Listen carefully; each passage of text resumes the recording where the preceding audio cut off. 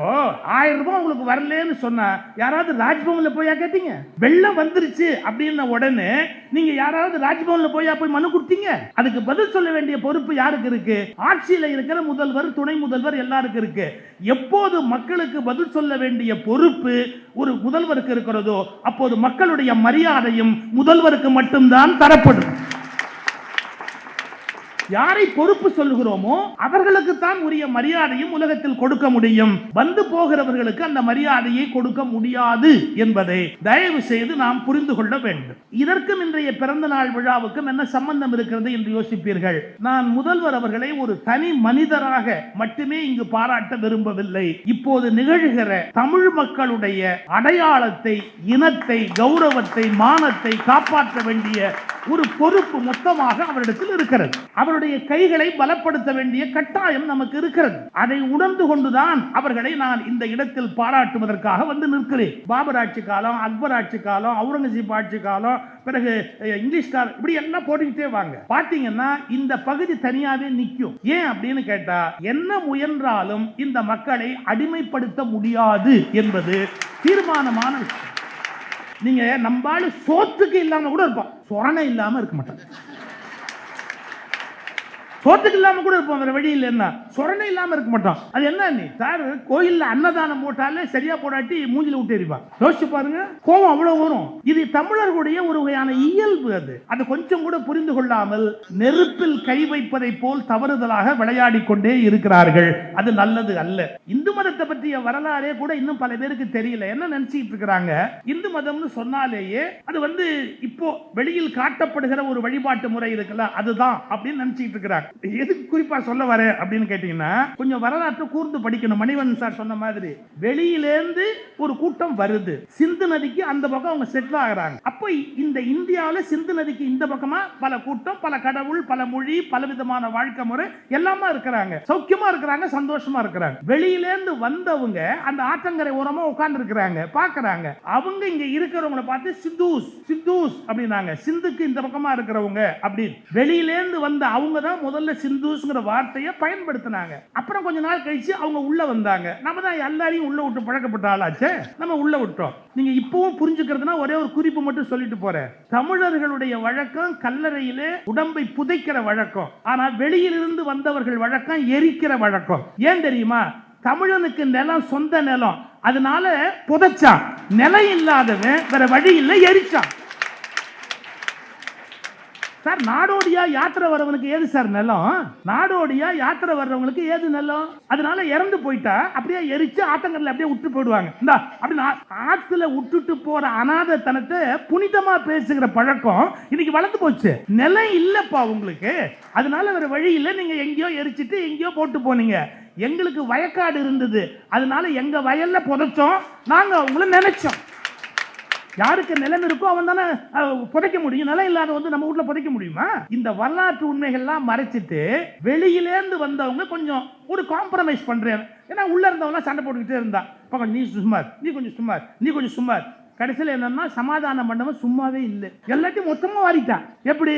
இவன் சாமி, இவன் பழக்க வழக்கம், இவங்கிட்ட இருந்த நூல், அவங்கிட்ட இருந்து எல்லாத்தையும் அவனது அவனது அவனது அவனது அவன் பாட்டு எடுத்துக்கிட்டே இருந்தான். நம்மளால் விவரம் இல்லாம இருந்தான். எவ்வளவு பெரிய ஒரு இயக்கமாக இருந்தாலும், மன்றமாக இருந்தாலும், கூட்டமாக இருந்தாலும், குடிகள் என்று இருந்தாலும் அதில் தலைவன் தலைமை என்பது அவசியமாகிறதா இல்லையா என்று உலகம் முழுவதும் ஒரு கேள்வி உண்டு. ஒரு நல்ல தலைவன் என்பவன் அமையவில்லை என்றால் வலிமையான ஒரு கூட்டம் கூட வெற்றி பெற முடியாமல் போய்விடும். ஒரு மோசமான கூட்டமே கையில் கிடைத்தாலும் சரியான தலைவன் கையில் கிடைத்து விட்டால் அவர்கள் வெற்றியை குவித்து விடுவார்கள். இது என்னதான் நாம் நிறைய மக்களுடைய சக்தியை பற்றி பேசினாலும் ஒரு சில தனி மனிதர்களுடைய அணுகுமுறை மிகப்பெரிய வெற்றியை தருகிறது, மிகப்பெரிய வீழ்ச்சியையும் தருகிறது. ரெண்டையும் நம்ம விட்டு கவனிக்கணும். நான் இதுக்கு ஒரு உதாரணம் சொல்றது உண்டு. டிஎன் சேஷன் ஒரு ஐஏஎஸ் ஆஃபீஸர் இருந்தார் பாருங்க. அவர் பிரைம் மினிஸ்டரோட பிஏவா இருந்தபோது எலெக்ஷன் கமிஷன் லெட்டரை இடது கையால் எடுத்துக்கிடப்பட்டார். டிஎன் சேஷன் பிரைம் மினிஸ்டருடைய பிஏவா இருக்கிற போது எலெக்ஷன் கமிஷன்லேருந்து வந்த ஒரு பேப்பரை இடது கையால் தூக்கி கீழே போட்டார். எலெக்ஷன் கமிஷனர் ஆன போது பிரைம் மினிஸ்டர் லெட்டரை இடது கையால் எடுத்துக்கப்பட்டது. நீங்க புரிஞ்சுக்கணும், பதவிகளை பொறுத்து ஒரு மனிதனுடைய பலம் கூடுவதில்லை, தனி மனிதர்களை பொறுத்து தான் பதவிகளுக்கே உண்மையான சக்தி வருகிறது.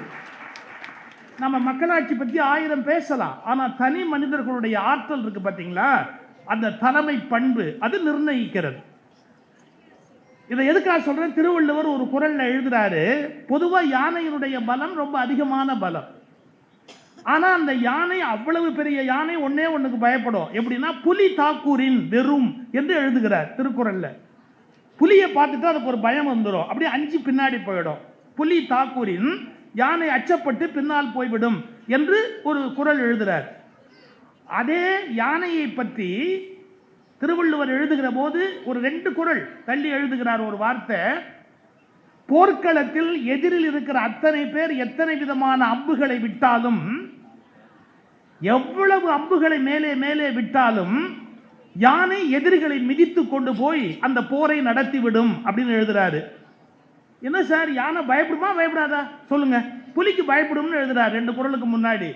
எவ்வளவு படை இருந்தாலும் அம்புகளை எல்லாம் உடம்புல வாங்கினாலும் அந்த யானை அந்த போர்ல வெற்றி பெறும்னு சொல்றார். ஒரே காரணம், யானையின் பலம் அல்ல, அதை செலுத்துகிறான் பாருங்க ஒருத்த மேல உட்கார்ந்து, அவன் பலசாலியா இருந்தா யானை பலசாலியா ஆயிடும். அதுதான் சொன்ன, வலிமை வாய்ந்த தலைவன் கையில் ஒரு சிறிய நாய்க்கூட்டம் கிடைத்தால் கூட வெற்றி பெற முடியும், ஒரு தகுதியற்ற தலைவன் கையில் யானை கூட்டமே கிடைத்தால் கூட வெற்றி பெற முடியாமல் போய்விடும் என்று தலைமை பண்பு லீடர்ஷிப்பை பற்றி ஒரு அருமையான ஒரு அனாலிசிஸ் லீடர்ஷிப்பை பற்றி இருக்கு. இப்போ என்ன நினைக்கிறார்கள், நம்முடைய முதல்வர் அவர்கள் கொஞ்சம் மென்மையாக பல பிரச்சனைகளை அணுகுகிறவர். எடுத்தோம் கவிழ்த்தோம் என்ற உணர்வில் எந்த ஒரு பிரச்சனையையும் அவர் அணுக மாட்டார். அவர் மென்மையாக நடந்து கொள்ளுகிறார் என்பதாலேயே அவர் பலம் குறைந்தவர் என்று பல பேர் நினைக்கிறார்கள். ஒரு காலத்துக்கு ஏற்ற உலகில் ஏற்பட்டிருக்கிற மாற்றங்களை உள்வாங்கி என்ன மாதிரியான நெளிவு சுழிவோடு ஒன்றை கொண்டு செலுத்த வேண்டும் என்பதில் நிபுணத்துவம் வாய்ந்தவராக அவர் நடந்து கொண்டிருக்கிறார் என்பது பலருக்கு புரியவில்லை. மிகப்பெரிய ஒரு சிக்கலான சூழ்நிலையில் தமிழ்நாடு இருக்கிறது. நமக்கு ஒரு இம்சை அரசன் ஒருவர் வாய்த்திருக்கிறார். 23ஆம் புலிகேசி நமக்கு ஒரு ஊர் வாய்த்திருக்கிறார். அந்த இம்சை அரசனை உலகத்தில் எதிர்கொள்வது அவ்வளவு சுலபம் அல்ல. காரணம், எதுவும் அறிவுபூர்வமான அணுகுமுறையாகவே அவரிடத்திலிருந்து நீங்கள் எதிர்பார்க்க முடியாது. அந்த எதிர்பார்க்க முடியாத அறிவுபூர்வமாகவே நடந்து கொள்ளாத ஒரு மனிதரை இந்த தமிழ்நாட்டிலேயே வைத்துக்கொண்டு இந்த ஆட்சியை வெற்றிகரமாக நடத்தி கொண்டு போகிறாரு. இதுவே மிகப்பெரிய இமாலய சாதனை. நீங்கள் நினைப்பது போல் அது ஒரு எளிமையான காரியம் அல்ல என்றாலும் அவர்கள் அதை செய்து காட்டுகிறார். எனக்கு ரொம்ப பெரிய மகிழ்ச்சி, நம்முடைய ஐயா மணிவண்ணன் ஐயா அவர்கள் பேசுகிற போது ஒரு நெடிய வரலாற்றை, மொழிப்போர் வரலாற்றை எடுத்து மேற்கோள் காட்டினார்கள். நான் தனி மனிதர்களை புகழ்வதை விரும்பவில்லை, ஏன் இன்றைக்கு இவர்களுடைய பிறந்த நாள் விழாவில் கலந்து கொள்ளுகிறேன் என்பதற்கான ஒரு விளக்கத்தை சொல்ல விரும்புகிறேன். தனி மனிதர்களுக்கு இடையிலான சண்டையாக இன்றைக்கு எதுவும் இல்லை. ஒரு இனத்தை அழித்து விட வேண்டும் என்ற எண்ணம் உடையவர்களும் அந்த இனத்தை காத்து விட வேண்டும் என்ற எண்ணம் உடையவர்களும் சந்திக்கிற ஒரு போர் முனையாக இன்றைக்கு சூழல் இருக்கிறது. ஒரு இனத்தை முழுமையாக காக்க வேண்டும் என்ற ஒரு பொறுப்புணர்ச்சியோடு இன்றைக்கு நம்முடைய முதல்வருடைய தலையில் மிகப்பெரிய பொறுப்பு சுமத்தப்பட்டிருக்கிறது. ஒரு 30 ஆண்டுகளுக்கு முன்பாக வடக்கே இருந்தவர்கள் என்னென்ன மாதிரியான யுக்திகளை கையாண்டு இன்றைய தெற்கே இருக்கிறவர்களை வீழ்த்திவிட வேண்டும் என்று நினைத்தார்களோ அதே யுக்திகள் இன்றைக்கு கையாளப்படுகின்றன. நீங்கள் நினைப்பதை போல கட்சிகளின் பெயர் வேண்டுமானால் மாறி இருக்கலாம், கட்சிகளின் பெயர் வேண்டுமானால் மாறி இருக்கலாம், கபலீகரம் செய்கிற மனோநிலை மாறவில்லை என்பதை நுட்பமாக நீங்கள் புரிந்து கொள்ள வேண்டும். தமிழகத்தை, கல்வியில் நலமுடைய ஒரு தமிழகத்தை இங்கு தரமற்ற திறமற்ற ஒரு மாநிலமாக ஆக்க வேண்டும் என்கிற ஒரு மிகப்பெரிய முயற்சி நடந்து கொண்டே இருக்கிறது. நான் உணர்ச்சி வசப்பட்டு பேசுவதை விட அறிவு சார்ந்த 2-3 விவாதங்களை இந்த மேடையில் வைக்க விரும்புகிறேன். ஒன்று, தமிழ்நாட்டில் இருக்கிற பல்கலைக்கழகங்கள் துணைவேந்தர்கள் நியமிக்கப்படவில்லை. அந்த துணைவேந்தர்கள் நியமிக்கிற அதிகாரத்தை ஆளுநர் அவர்கள் விட்டுக் கொடுப்பதற்கு தயாராக இல்லை. அதனால் தமிழ்நாட்டினுடைய கல்வியில் மிகப்பெரிய சிக்கல் இருக்கிறது. இன்றைய சூழ்நிலையில் எத்தனையோ விஷயங்கள் இருக்கிற போது ஏன் அவர்கள் பல்கலைக்கழகங்களையும் துணைவேந்தர்களையும் மட்டும் குறிவைத்துக் கொண்டிருக்கிறார்கள்? மிக முக்கியமான காரணம், கல்வியில் அவர்களது கோட்பாடுகளை திணிக்க வேண்டும் என்றால் அவர்கள் சொல்லுவதை கேட்கிற துணைவேந்தர்கள் வந்தால் மட்டும்தான் அவர்கள் நினைக்கிற கருத்துக்களை திணித்து மீண்டும் நம்மை முட்டாளாக்க முடியும். நாம் அறிவாளியாக இருக்கிற போது அறிவாளியாக இருக்கக்கூடாது என்ற எண்ணத்தில் ஒரு அடிமைத்தனத்தை உண்டு செய்வதற்கான துணைவேந்தர்களை அவர்கள் தேடுகிறார்கள். ஆனால் நம்முடைய முதல்வர் ஏற்கனவே சட்டமன்றத்திலே ஒரு சட்டத்தை கொண்டு வந்து அதை அவர்கள் பாஸ் செய்திருக்கிறார்கள். துணைவேந்தருக்குரிய அதிகாரம் முழுவதும் முதல்வருக்கு வரும்படியாக கவர்னர் என்கிற ஆளுநரை துணைவேந்தரை நியமிக்கிற அதிகாரத்தில் இருந்து நகர்த்தி வைக்கக்கூடிய ஒரு முயற்சியை தமிழக சட்டமன்றம் மேற்கொண்டது. ஆனால் அந்த பில் அல்லது அந்த மசோதாவிலே ஆளுநர் கையொப்பம் விடவில்லை. அவர் தன்னுடைய அதிகாரத்தை விட்டுக் கொடுக்கிற ஆளுமையை விட்டுக் கொடுக்கிற ஒரு வரைவிலே மசோதாவிலே அவர் கையெழுத்திடுவார் என்று எப்படி எதிர்பார்க்க முடியும் என்று உச்சநீதிமன்றத்திலே விவாதம் நடந்தது. இந்த மக்களுக்கு தெரியாத ஒரு மிகப்பெரிய விஷயத்தை இப்போது நான் முன்வைக்கிறேன். 2013 மாண்புமிகு நரேந்திர மோடி அவர்கள் குஜராத்தினுடைய முதலமைச்சராக இருந்த காலத்தில் அங்கிருந்த ஆளுநருடைய அதிகாரம் முழுவதையும் பறித்து 13 பல்கலைக்கழகங்களுக்கு முதலமைச்சருடைய ஆளுமைக்கு கீழே வரும் என்ற சட்டத்தை நரேந்திர மோடி அவர்கள் குஜராத் சட்டமன்றத்தில் பாஸ் செய்தார்கள். அப்போது கவர்னராக இருந்தவர் கையொப்பமிட மறுத்துவிட்டார், அங்கு தன்னுடைய அதிகாரத்தை எப்படி இழப்பது என்று. ஆனால் மாண்புமிகு நரேந்திர மோடி அவர்கள் பிடிவாதமாக நின்று ஒரே ஒரு சலுகை மட்டும் கொடுத்தார். பெயரளவுக்கு சான்சலர் என்ற பெயர் வேண்டுமானால் கவர்னருக்கு இருப்பதை அனுமதிக்கிறேன், அதிகாரம் முழுவதும் முதல்வருக்கு தான் இருக்க வேண்டும் என்று நரேந்திர மோடி அவர்கள் அந்த பில்லை பாஸ் செய்து பிறகு வேறு வழி இல்லாமல் கவர்னர் கையெழுத்திட்டு அது சட்டமாயிற்று. நான் கேட்கிறேன், குஜராத்தில் மட்டும் முதலமைச்சர் அறிவாளியாக பிறப்பாரா? தமிழ்நாடு முழுவதும், இந்தியா முழுவதும் அல்ல, இந்தியா முழுவதுமே அறிவாளிகளாக முதல்வர்கள் பிறக்க மாட்டார்களா? அது என்ன, குஜராத் முதல்வரிடத்தில் மட்டும் பல்கலைக்கழகங்கள் இருக்க வேண்டும், தமிழ்நாட்டு முதல்வர் கையில் பல்கலைக்கழகம் இருக்கக்கூடாது என்று சொல்வது எந்த அடிப்படையில் நியாயம் என்பதை நாம் கொஞ்சம் சிந்தித்து பார்க்க வேண்டும். உச்சநீதிமன்றத்திலே கூட இந்த விவாதம் எடுத்து வைக்கப்பட்டதா என்று எனக்கு தெரியாது, அதை சட்ட நிபுணர்கள் தான் சொல்ல வேண்டும். ஒரு மாநிலத்தினுடைய முதல்வருக்கு 13 பல்கலைக்கழகங்களை எடுத்துக்கொள்ளுகிற அதிகாரத்தை 2013 வந்த ஒரு சட்ட வரைவு குஜராத் சட்டமன்றத்தால் நிறைவேற்றப்பட்டு கவர்னரால் கையெழுத்திடப்பட்டிருக்கிறது. அப்படியானால் முதல்வரிடத்தில் பல்கலைக்கழகம் இருக்கலாம் என்ற கருத்து இந்தியாவில் ஏற்கனவே ஒரு மாநிலத்தில் நிரூபணமாகிவிட்டது. ஏன் அது தமிழ்நாட்டில் மட்டும் நடைமுறைப்படுத்தக்கூடாது? இங்கு அப்படி ஒரு சட்டத்தை கொண்டு வந்தால் கவர்னர் அதை குறுக்கே நிற்கிறார், அதை ஒருபோதும் ஏற்றுக்கொள்ள மறுக்கிறார், அதை அவர் ஒருபோதும் சட்டமாக்குவதற்கு அனுமதி தருவதில்லை. நான் மிக நீண்ட அரசியல் விவாதங்களை இந்த இடத்தில் வைக்க விரும்பவில்லை, சுருக்கமாக ஒன்று சொல்லுகிறேன். நம்முடைய ஆளுநர் அவர்கள், மரியாதைக்குரிய ஆளுநர் அவர்கள், சட்டம்னு ஒரு மரியாதைங்கிறது நான் சொல்ல வேண்டியிருக்கு, அது ஒரு மரியாதைக்கு வச்சுங்களேன். நம்முடைய மரியாதைக்குரிய ஆளுநர் அவர்கள் இந்த ஆட்சியின் தலைமை பொறுப்பு என்பது ஒரு பெயரளவுக்கு அவருக்கு தரப்பட்டிருக்கிறது என்பது நன்கு தெரிந்தவர் தான். அதை அவர் புரிந்து வைத்திருக்க வேண்டியதான். கொஞ்சம் சட்டம் படித்தால் கூட அது நன்கு புரிந்துவிடும். ஒரு ஆட்சி என்பது ஒருபோதும் கவர்னருடையதல்ல. அவர் அழகாக சொன்னார், ஜெனரேட்டர் எப்போ வேலை செய்யும், மின்சாரம் எப்போ வேலை செய்யும்னு அதுக்கு ஒரு விளக்கம் சொன்னார். இப்போ நான் உங்களை பார்த்து ஒரு கேள்வி கேட்குறேன். ஒரு காலத்தில் முதல்ல நம்முடைய பெருந்தலைவர் காமராஜர் அவர்கள் முதல்வராக இருந்தபோது சிட்டிபாபு அவர்கள் துணையோடு முயற்சி செய்து மதிய உணவு திட்டத்தை அறிமுகப்படுத்துகிறார்.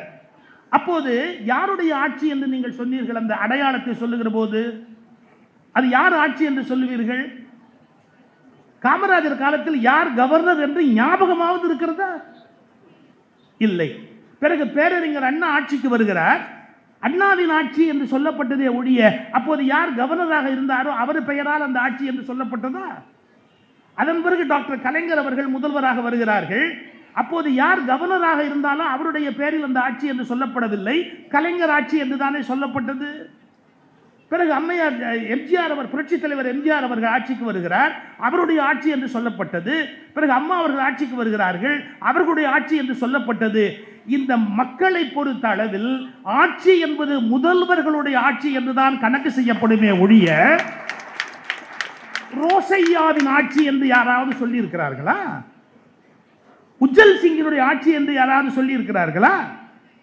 எனவே நன்றாக புரிந்து கொள்ள வேண்டும், மக்கள் மன்றத்தின் கணக்குப்படி ஆட்சி என்பது முதல்வருடைய ஆட்சிதான்.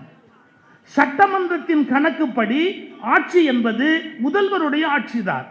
நீதிமன்றத்தின் கணக்குப்படி ஆட்சி என்பது முதல்வருடைய ஆட்சிதானே ஒழிய ஒருபோதும் அது கவர்னருடைய ஆட்சியாக கருதப்பட முடியாது. இந்த வாதங்களை நாம் சமூகத்திலே மக்கள் மத்தியிலே முன்னாலே வைக்க கடமைப்பட்டிருக்கிறோம். என்ன இப்போ 1000 ரூபாய் உங்களுக்கு வரலன்னு சொன்னா யாராவது ராஜ்பவன்ல போயா கேட்டீங்க? வெள்ளம் வந்துருச்சு அப்படின்ன உடனே நீங்க யாராவது ராஜ்பவன்ல போய் மனு கொடுத்தீங்க? அதுக்கு பதில் சொல்ல வேண்டிய பொறுப்பு யாருக்கு இருக்கு? ஆட்சியில் இருக்கிற முதல்வர், துணை முதல்வர் எல்லாருக்கும் இருக்கு. எப்போது மக்களுக்கு பதில் சொல்ல வேண்டிய பொறுப்பு ஒரு முதல்வருக்கு இருக்கிறதோ அப்போது மக்களுடைய மரியாதையும் முதல்வருக்கு மட்டும்தான் தரப்படும். யாரை பொறுப்பு சொல்லுகிறோமோ அவர்களுக்கு தான் உரிய மரியாதையும் உலகத்தில் கொடுக்க முடியும். வந்து போகிறவர்களுக்கு அந்த மரியாதையை கொடுக்க முடியாது என்பதை தயவு செய்து நாம் புரிந்து கொள்ள வேண்டும். இதற்கும் இன்றைய பிறந்த நாள் விழாவுக்கும் என்ன சம்பந்தம் இருக்கிறது என்று யோசிப்பீர்கள். நான் முதல்வர் அவர்களை ஒரு தனி மனிதராக மட்டுமே இங்கு பாராட்ட விரும்பவில்லை. இப்போது நிகழ்கிற தமிழ் மக்களுடைய அடையாளத்தை, இனத்தை, கௌரவத்தை, மானத்தை காப்பாற்ற வேண்டிய ஒரு பொறுப்பு மொத்தமாக அவரிடத்தில் இருக்கிறது. அவருடைய கைகளை பலப்படுத்த வேண்டிய கட்டாயம் நமக்கு இருக்கிறது. அதை உணர்ந்து கொண்டுதான் அவர்களை நான் இந்த இடத்தில் பாராட்டுவதற்காக வந்து நிற்கிறேன். தனி மனிதருக்கு ஒரு பிறந்த நாள் வருவதும் போவதும் சாதாரணமான விஷயம். ஆனால் இப்போது ஒரு ஒட்டுமொத்த ஐயா சட்டமன்றத்திலே இருந்து ஆளுநர் வெளிநடப்பு செய்கிறார். நீங்கள் நினைப்பது போல அது சாதாரணமான விஷயம் அல்ல. மக்களால் தேர்ந்தெடுக்கப்பட்ட உறுப்பினர் இருக்கிற சபையில் இருந்து அவர் தானாக தன்னிச்சையாக வெளியே போகிறார் என்று சொன்னால் தமிழ்நாட்டு மக்கள் முழுவதையும் அவர் இடது காலால் எட்டி உதைத்திருக்கிறார் என்று பொருள். மக்களாட்சி தத்துவத்தை கேலிக்குரியதாக ஆக்கி இருக்கிறார் என்று பொருள். சட்டமன்றத்தில் இருந்து அவர் இஷ்டத்துக்கு எழுந்து போவார் என்று சொன்னால் அந்த சட்டமன்றத்தை அவர் அவமானப்படுத்துகிறார் என்று பொருள். இவற்றையெல்லாம் இன்னும் நம்முடைய மக்கள் சரியாக புரிந்து கொள்ளவில்லை. வெறும் கட்சி தகராறாக நான் இதை நினைக்கவில்லை. தேசத்தின் கௌரவம் பாழ்படுகிறது என்பதை பற்றிய கவலையினால் நான் சொல்ல வந்திருக்கிறேன். அது ஒரு புறத்திலே இருக்கட்டும், அதை பற்றிய பேசுவதனுடைய நோக்கம் அல்ல. நம்முடைய நிரந்தரமான சிக்கல் என்ன என்பதை 2 வார்த்தையில் சொல்லிவிட்டு நான் முடித்து விடுகிறேன். மிக அழகாக மணிவண்ணன் சொன்னார், நீங்கள் வரலாற்று மாணவராக இருந்தால் இந்தியா ஃப்ரம் 900 போடுங்க, இல்லை இந்தியா ஃப்ரம் 1500 போடுங்க. பாபரா 1520. நீங்க ஆட்சிக்கு வந்த காலத்தை அப்படியே வரிசையா மேப் போட்டு பாருங்க. தட்டி தலைகீழா நின்னா கூட முழுக்க இந்தியாவை அப்படியே ஆளக்கூடிய மன்னர்கள் யாராவது வந்தாங்களான்னு பார்த்தா முடியல. எல்லாம் அந்த ஆந்திராக்கு அந்த பக்கத்தோட நின்றுடுவாங்களே ஒழிய அதன் பிறகு இங்க மேல வர முடியாது. வந்தா மிஞ்சி போனா ஆந்திரா வரைக்கும் வருவாங்க, அதுக்கு கீழே மேப்ல வரவே மாட்டாங்க. நீங்க தயவு செய்து கூகுளில் போய் பாபர் ஆட்சி காலம், அக்பர் ஆட்சி காலம், அவுரங்கசீப் ஆட்சி காலம், பிறகு இங்கிலீஷ்கார், இப்படி எல்லாம் போட்டுக்கிட்டே வாங்க. பார்த்தீங்கன்னா இந்த பகுதி தனியாகவே நிற்கும். ஏன் அப்படின்னு கேட்டா, என்ன முயன்றாலும் இந்த மக்களை அடிமைப்படுத்த முடியாது என்பது தீர்மானமான விஷயம். நீங்க நம்பால சோத்துக்கு இல்லாம கூட இருப்பான், சொரணை இல்லாம இருக்க மாட்டாங்க. சோத்துக்கு இல்லாம கூட இருப்போம், வேற வழி இல்லை. என்ன சொரணை இல்லாம இருக்க மாட்டான். அது என்ன நீ சார் கோயில்ல அன்னதானம் போட்டாலே சரியா போடாட்டி மூஞ்சில விட்டு எறிவான். யோசிச்சு பாருங்க, கோபம் அவ்வளவு வரும். அது நம்முடைய இயல்பு. சார் தமிழ்நாட்டிலேருந்து ஏபிசி வீரபாகு அவர்கள் டெல்லிக்கு போயிருந்தாரு. இந்திரா காந்தி அம்மா அவருக்கு ஒரு மினிஸ்ட்ரி கொடுக்கறதா வச்சிருந்தாங்க மைண்டில். வெயிட் பண்ண சொல்லு அப்படின்னாங்க. அவர் சொன்னார் 12:30 எனக்கு ஃப்ளைட்டு அப்படின்னார். ஏபிசி வீரபாகு ஃப்ளைட்டுன்னார். வெயிட் பண்ண சொல்லு அப்படின்னாங்க. அவர் பார்த்தாரு, கொஞ்சம் நேரம் ஆச்சு. அவர் பாட்டுக்கு எழுச்சி ஏர்போர்ட்டுக்கு வந்து போயிட்டார். ஏபிசி வீரபாகு, என்னங்க உங்களுக்கு பிஎம் உங்களுக்காக காத்திருக்கிறாங்க, நீங்க கொஞ்ச நேரம் இருக்கக்கூடாதான்? அதெல்லாம் நம்மளால முடியாதுப்பா அப்படின்னார். யாரா இருந்தாலும் சரி, எந்த கட்சிக்காரங்களா இருந்தாலும் சரிதான், எனக்கு கவலை கிடையாது. தமிழர்கள் இன்னொருவருக்காக தாழ்ந்து போவதற்கு ஒருபோதும் தயாராக இருக்க மாட்டார்கள். ஒரு 15 நிமிஷம் ஏபிசி வீரபாகு கூட உட்கார்ந்து இருந்தார்னா ஒரு கேபினெட் போஸ்ட் கிடைச்சிருக்கும் அவருக்கு. அதை பத்தி அவர் கவலைப்படல. இது தமிழர்களுடைய ஒரு வகையான இயல்பு.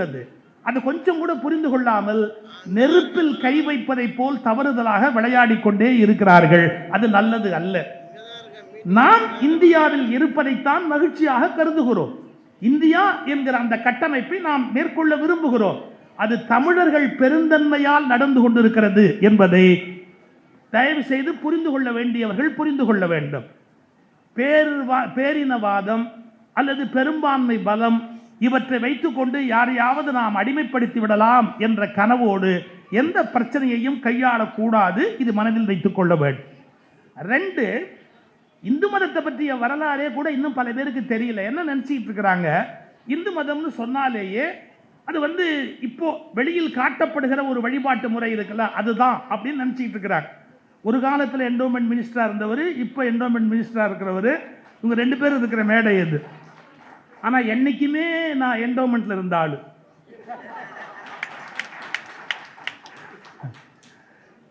எதுக்கு குறிப்பா சொல்ல வரேன் அப்படின்னு கேட்டீங்கன்னா, கொஞ்சம் வரலாற்றை கூர்ந்து படிக்கணும். மணிவண்ணன் சார் சொன்ன மாதிரி வெளியிலேருந்து ஒரு கூட்டம் வருது, சிந்து நதிக்கு அந்த பக்கம் அவங்க செட்டில் ஆகிறாங்க. அப்போ இந்த இந்தியாவில் சிந்து நதிக்கு இந்த பக்கமா பல கூட்டம், பல கடவுள், பல மொழி, பல விதமான வாழ்க்கை முறை எல்லாமே இருக்கிறாங்க, சௌக்கியமா இருக்கிறாங்க, சந்தோஷமா இருக்கிறாங்க. வெளியிலேருந்து வந்தவங்க அந்த ஆற்றங்கரை ஓரமா உட்கார்ந்து இருக்கிறாங்க, பார்க்குறாங்க. அவங்க இங்க இருக்கிறவங்களை பார்த்து சித்தூஸ் சித்தூஸ் அப்படின்னாங்க, சிந்துக்கு இந்த பக்கமா இருக்கிறவங்க அப்படின்னு. வெளியிலேருந்து வந்த அவங்க தான் முதல்ல சிந்தூஸ்ங்கிற வார்த்தையை பயன்படுத்தினாங்க. அப்புறம் கொஞ்ச நாள் கழிச்சு அவங்க உள்ள வந்தாங்க. நம்ம தான் எல்லாரையும் உள்ள விட்டு பழக்கப்பட்ட ஆளாச்சே, நம்ம உள்ள விட்டோம். நீங்க இப்பவும் புரிஞ்சுக்கிறதுனா ஒரே ஒரு குறிப்பு மட்டும் சொல்லிட்டு போறேன். தமிழர்களுடைய வழக்கம் கல்லறையிலே உடம்பை புதைக்கிற வழக்கம். ஆனால் வெளியிலிருந்து வந்தவர்கள் வழக்கம் எரிக்கிற வழக்கம். ஏன் தெரியுமா? தமிழனுக்கு நிலம் சொந்த நிலம், அதனால புதைச்சான். நிலம் இல்லாதவன் வேற வழி இல்லை, எரிச்சான். சார், நாடோடியா யாத்திரை வர்றவனுக்கு ஏது சார் நிலம்? நாடோடியா யாத்திரை வர்றவங்களுக்கு ஏது நிலம்? அதனால இறந்து போயிட்டா அப்படியே எரிச்சு ஆத்தங்கரில் அப்படியே விட்டு போயிடுவாங்க. இந்தா அப்படின்னு ஆத்துல விட்டுட்டு போற அநாதத்தனத்தை புனிதமா பேசுகிற பழக்கம் இன்னைக்கு வளர்ந்து போச்சு. நிலம் இல்லப்பா உங்களுக்கு, அதனால வேற வழி இல்லை, நீங்க எங்கேயோ எரிச்சிட்டு எங்கேயோ போட்டு போனீங்க.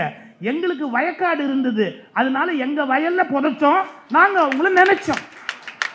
யாருக்கு நிலம் இருக்கோ அவன் தானே புதைக்க முடியும், நிலம் இல்லாத நம்ம வீட்டில் புதைக்க முடியுமா?